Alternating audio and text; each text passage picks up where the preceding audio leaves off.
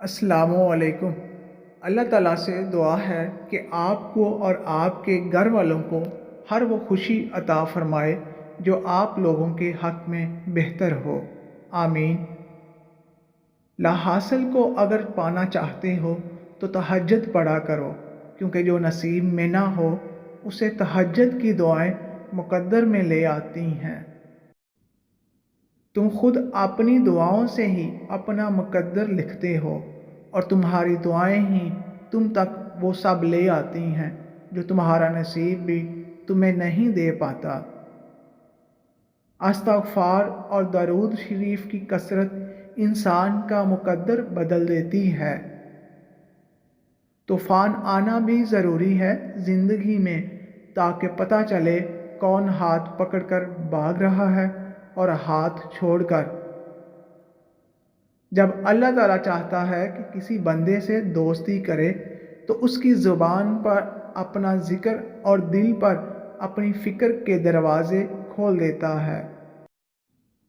جب دل تھک جائے تو جان لو کہ آسمان سے تمہاری مدد کے لیے قبولیت کا اب کوئی نہ کوئی دروازہ کھولنے لگا ہے۔ انسان تین چیزیں کبھی نہیں بھولتا: اپنا ٹوٹا ہوا مان، لا حاصل دعا اور بے پناہ محبت۔ حضرت علی سے کسی نے پوچھا، میں بہت کوشش کرتا ہوں کہ صبح نماز پڑھوں پر اٹھا نہیں جاتا۔ حضرت علی نے ارشاد فرمایا، یہ نیند کی وجہ نہیں ہے، بلکہ تم جو سارے دن میں گناہ کرتے ہو وہ تمہاری گردن میں طوق، ہاتھوں میں ہتھ کڑی اور پاؤں میں بیڑیاں بن کر تمہیں اٹھنے نہیں دیتا۔ انسان کی عقل صرف اتنی ہے کہ اسے جانور کہا جائے تو ناراض ہو جاتا ہے اور شیر کہا جائے تو خوش ہو جاتا ہے۔ تین رشتے بے نقاب ہو جاتے ہیں: بڑھاپے میں اولاد، مصیبت میں دوست اور غربت میں بیوی۔ دنیا میں دو کام بہت مشکل ہیں: ایک اس کے ساتھ رہنا جس کے ساتھ محبت نہ ہو، دوسرا اس کے بغیر رہنا جس سے محبت ہو۔ حق کے راستے میں سب سے بڑی سختی یہ آتی ہے کہ انسان تنہا رہ جاتا ہے۔ کسی کے دل میں محبت پیدا کر کے اسے چھوڑ دینا اسے قتل کر دینے کے برابر ہے۔ انسان رہ سکتا ہے محبت کے بغیر، رشتوں کے بغیر، لوگوں کے بغیر، مگر انسان اللہ پاک کے بغیر نہیں رہ سکتا۔ وہ آزماتا ہی اسی چیز سے ہے جو تمہیں بے حد پیاری ہوتی ہے، تاکہ اس چیز کے ملنے کی تڑپ تمہیں اللہ سے ملوا دے۔ زندگی میں آگے بڑھنا ہے تو بہرے ہو جاؤ، کیونکہ بعض لوگوں کی باتیں مایوسی میں اضافہ کر دیتی ہیں۔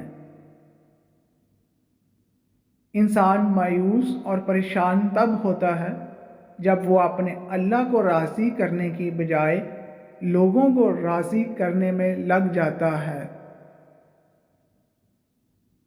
تم کسی کے ساتھ بھلائی کرو، تمہیں اس کا بدلہ برائی کی صورت میں ملے تو سمجھ لو کہ تمہاری نیکی قبول ہو گئی۔ کسی کو چاہو تو دل سے چاہو، زبان سے نہیں، اور کسی پر غصہ کرو تو صرف زبان سے، دل سے نہیں۔ تین کام اللہ کو بہت پسند ہیں: ٹوٹے ہوئے دلوں کو جوڑنا، نہ چاہتے ہوئے بھی کسی کو معاف کرنا، اور کسی کے گناہ پر پردہ ڈالنا۔ بہترین ہم سفر کی سب سے بڑی خاصیت یہ ہے کہ وہ آپ سے اختلاف اور ناراضگی کے باوجود بھی آپ کا خیال رکھنا اور فکر کرنا نہیں چھوڑتا۔ اگر زندگی کو خوبصورت بنانا ہے تو سہنا سیکھو، نظر انداز کرنا سیکھو، خاموش رہنا سیکھو اور اکیلے جینا سیکھو۔ جب لوگ غصے میں ہوں تو ان کی بات غور سے سنا کرو، کیونکہ اصل حقیقت تب سامنے آتی ہے۔ اللہ تمہارے دل سے کسی چیز کا خیال تب تک نہیں نکالتا جب تک تمہارے نصیب میں اس کی ملنے کی گنجائش رہتی ہے۔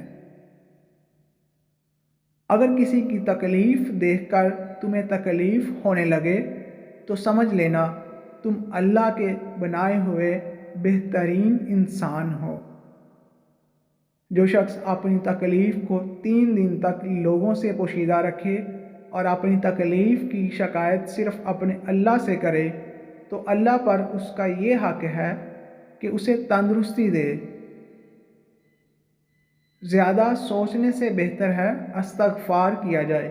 زیادہ سوچنا مشکلات کو بڑھاتا ہے اور استغفار مشکلات کا حل ہے۔